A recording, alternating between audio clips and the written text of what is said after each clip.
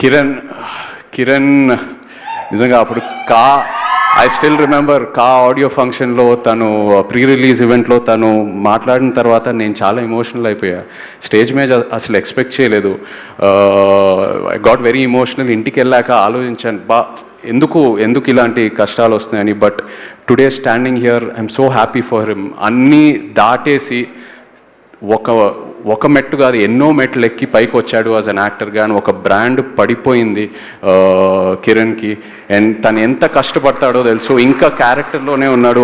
ఆ బ్రేస్లెట్ కూడా అలాగే వేసుకుంటున్నాడు. మామూలుగా ఒక సినిమా రిలీజ్ అయిన తర్వాత ఓకే ఆ సక్సెస్ ఎంజాయ్ చేసి వాట్ నెక్స్ట్ అని వెళ్తూ ఉంటాము. But I know it's still there in his blood.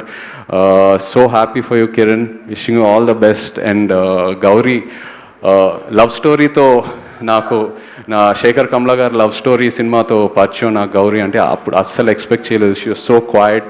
తను ఎంత సిన్సియర్గా వచ్చి she use to do her role and go.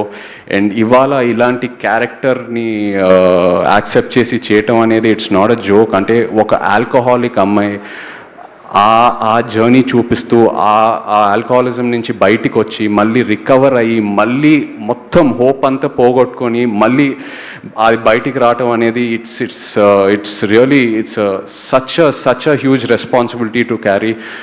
So proud of you Gauri. And ప్రతి యాక్టర్కి ఒక సినిమా ఉంటుంది వాళ్ళ కెరియర్లో. That will be the turning point. I think ఈ సినిమా అనేది గౌరీకి ఒక టర్నింగ్ పాయింట్. అండ్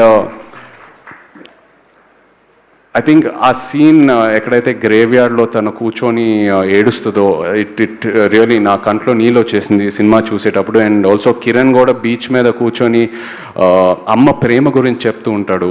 అసలు ఆ సీన్లో ఉన్న డైలాగ్స్, తన పర్ఫార్మెన్సు, అదే సినిమాయే కాకుండా రియల్ లైఫ్లో నాకు ఒక ఇన్స్పిరేషన్లా అనిపించింది ఆ సీన్లో ఉన్న content. So hats off to both of you for amazing performances. ఒక్కటి కామన్ విషయం ఏంటంటే ఇక్కడ సాయి రాజేష్ నుంచి అయినా, ఎస్కేఎన్ నుంచి అయినా, కిరణ్ నుంచి అయినా, గౌరీ నుంచి అయినా వీళ్ళందరూ గ్రౌండ్ లెవెల్ నుంచి వచ్చారు. సింగిల్ స్క్రీన్స్లో ఫస్ట్ డే ఫస్ట్ షో సినిమాలు చూస్తూ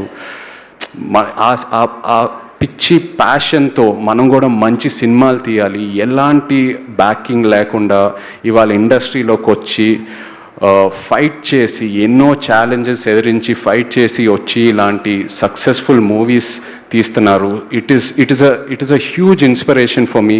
అండ్ నాకే కాదు, ఎంతోమంది న్యూ కమర్స్కి, ఎంతోమంది యునో ఒక ఫ్యామిలీ బ్యాక్గ్రౌండ్ లేకుండా కంప్లీట్ న్యూ కమర్స్కి వీళ్ళు ఒక inspiration. So really hats off to all of you for that.